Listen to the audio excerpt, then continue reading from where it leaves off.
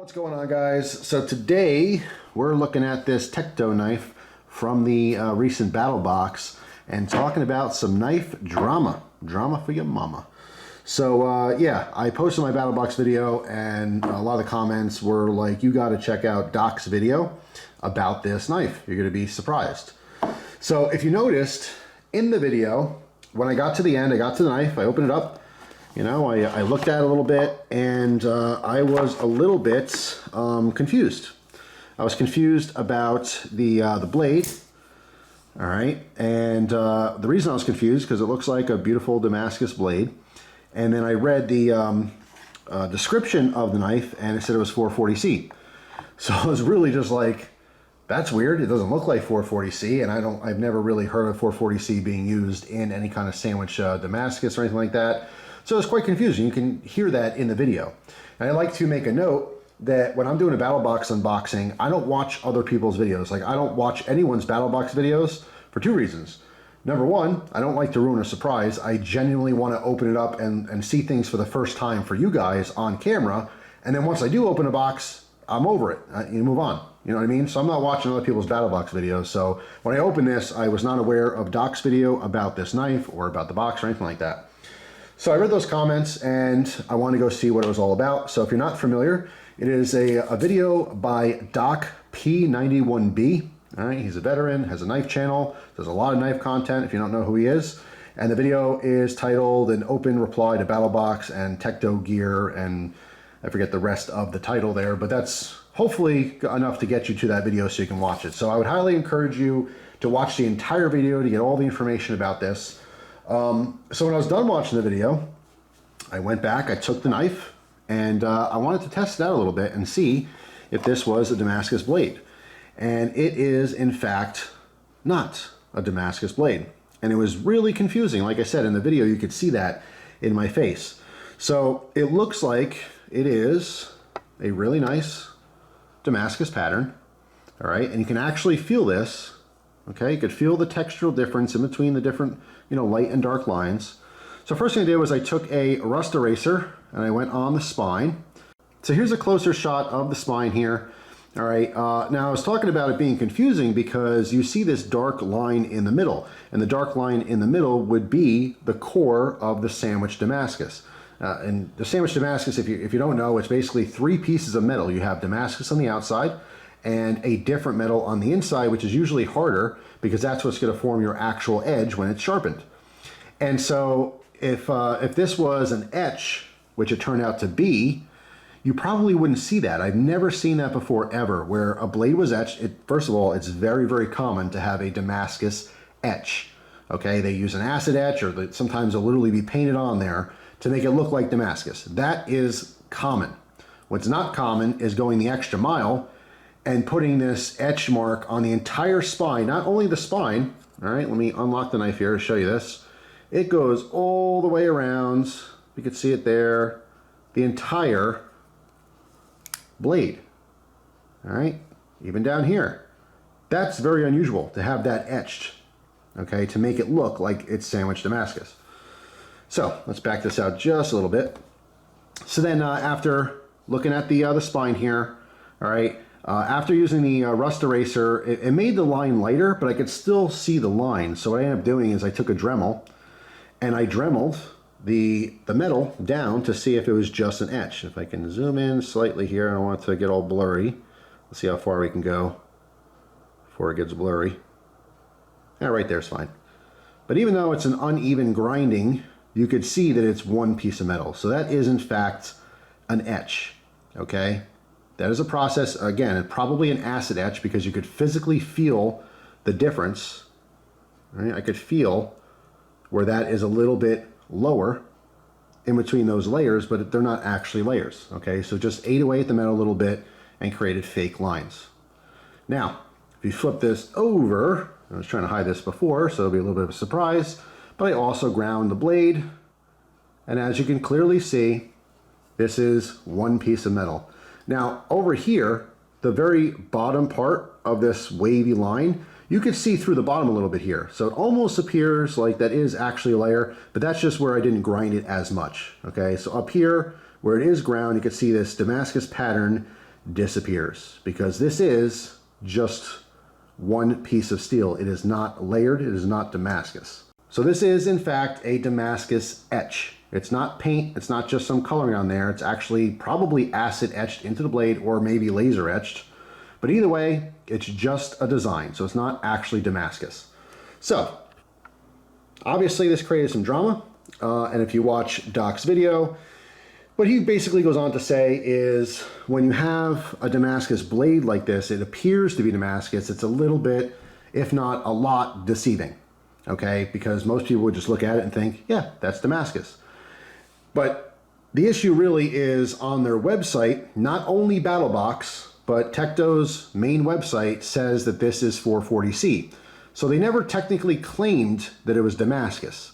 It's just one of those things I would have loved to see TEKTO as well as BattleBox, because BattleBox basically just copies what the company wrote on their website. It's even the same if you go to dealers. If you go to like, you know, BladeHQ or something like that, you know, the description of all the knives, it's not something they make up. They get those descriptions directly from the manufacturers, okay? It has the technical specifications, it has the details about the designers and different features on the knife. They're not making that stuff up. They just copy and paste, okay? Because they know that the manufacturers, the people making the knives, know best, and they would have the proper information, right? So I don't necessarily blame BattleBox for them just basically just saying what the company is saying, that it's 440C. I would have liked to see TEKTO say that this was a Damascus etch or faux Damascus or Damascus-like pattern. Something along those lines would obviously be a little bit more transparent, I guess, a little bit more upfront.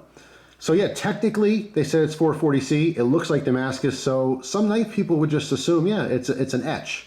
But like in my case, this is the first time he's seen this knife. I know nothing about it. And for the record, I've never heard of this company at all. TEKTO is brand new. You can hear it in the video. I'm like, what? What is this? I have no idea. I thought it was a flashlight.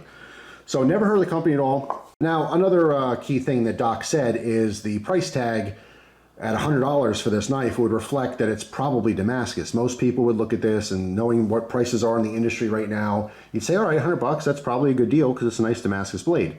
But being 440C, obviously not as good of a deal.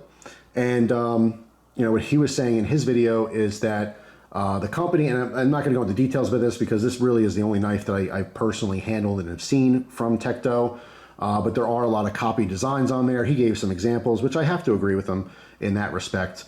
You know, I'm not here to just shame a company because I know nothing about them, but what I can tell you is facts.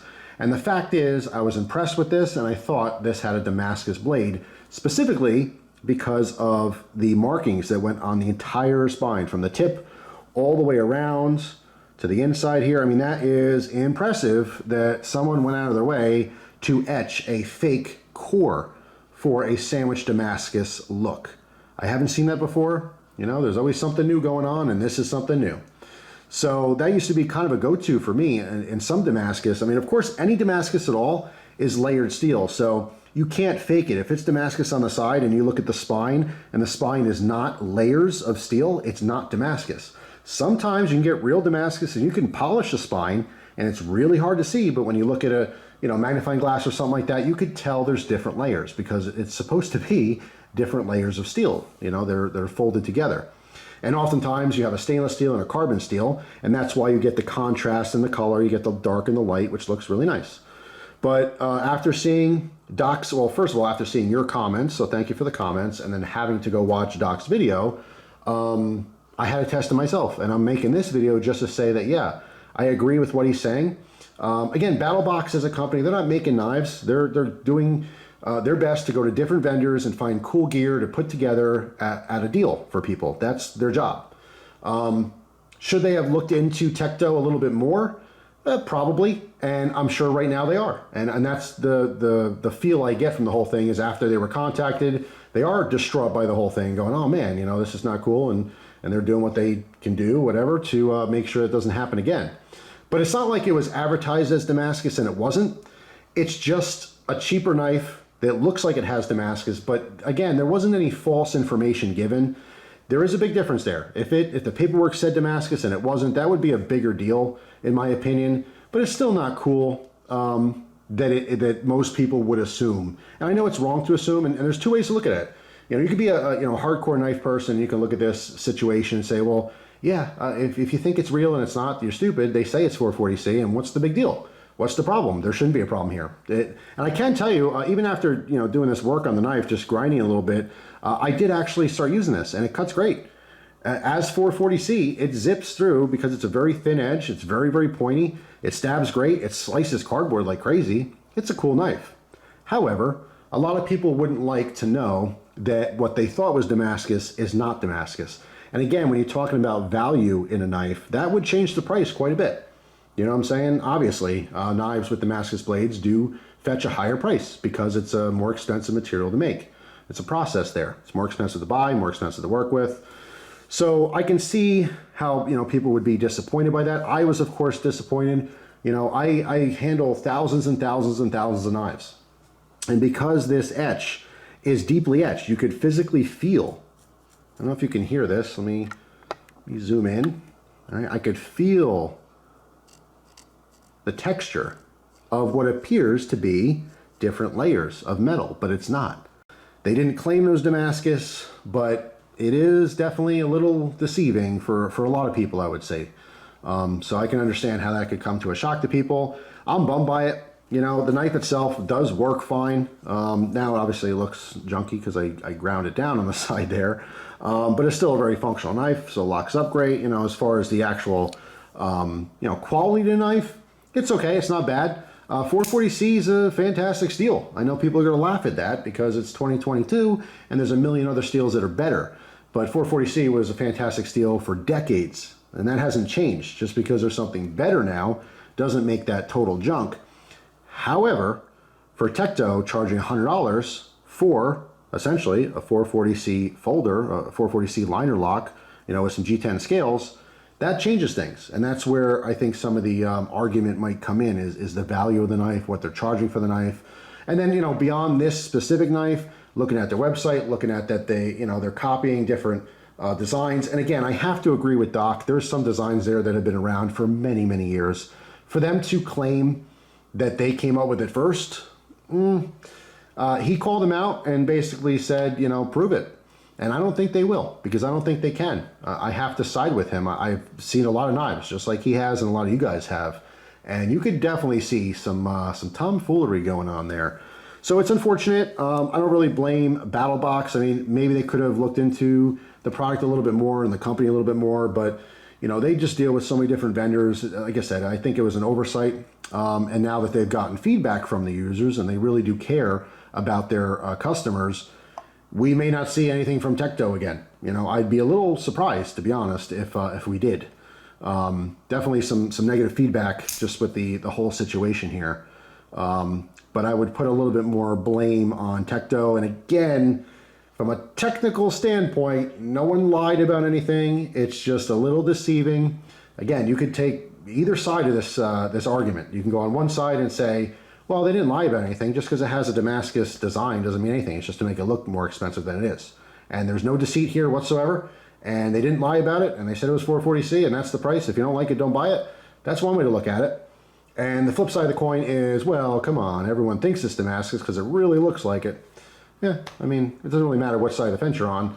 It obviously created some drama. So I just wanted to test this out myself and tell you that the knife works. It cuts fine. The 440C is fine so far with the minimal usage I've had it. I cut up, I think, 3 cardboard boxes, but it zipped through. By design, it zipped through fine. But I'm not a huge fan of Damascus etch, faux Damascus. It's kind of like, I don't know, having a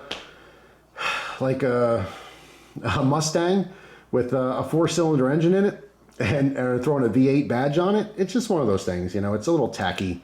If you can't afford a more expensive knife that has a Damascus blade and that's all you can get is a $15 or $20 knife that has a Damascus look to it, there's nothing wrong with that. Different strokes for different folks, but I'm not into it. And I have to say, I feel a little, just a little bit deceived, I suppose, because I have a lot of experience and it fooled me. It really looked like Damascus. That's why I was so confused. I'm like, 440C?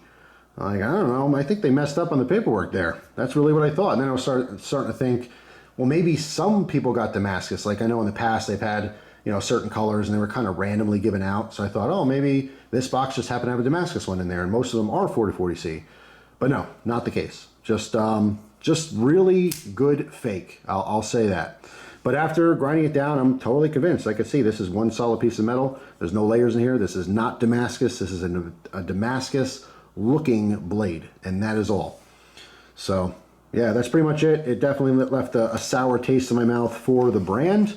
It doesn't sound exciting. I have no interest whatsoever in trying any other knives from them. And I am curious to see if there'll be another one in a future BattleBox. Like I said, I'd be surprised if there was, but you never know what's around the corner. I was happy with the box itself. I am using that dehumidifier. Thought that's pretty cool. Christina actually took that carabiner. She was playing around with that a little bit. She did end up taking off that little, the rubber safety piece that went over the gut hook. She took off the cord part of it because she thought it was stupid. She knew it would hang up on something just like I had suggested in the video. It might get hooked on something. But it's just what it is. So anyway, I wanted to touch upon this for you guys and let you know thank you for the comments. I did watch Doc's video, and I have to say I agree with him. And after testing it myself, it is absolutely, definitely just 440C with some face paint on, I suppose. So there you go. Take it for what it's worth. And thanks for watching. That's pretty much it for this one. So I hope you guys have a fantastic day, and I will see you tomorrow with a brand new video. Take care.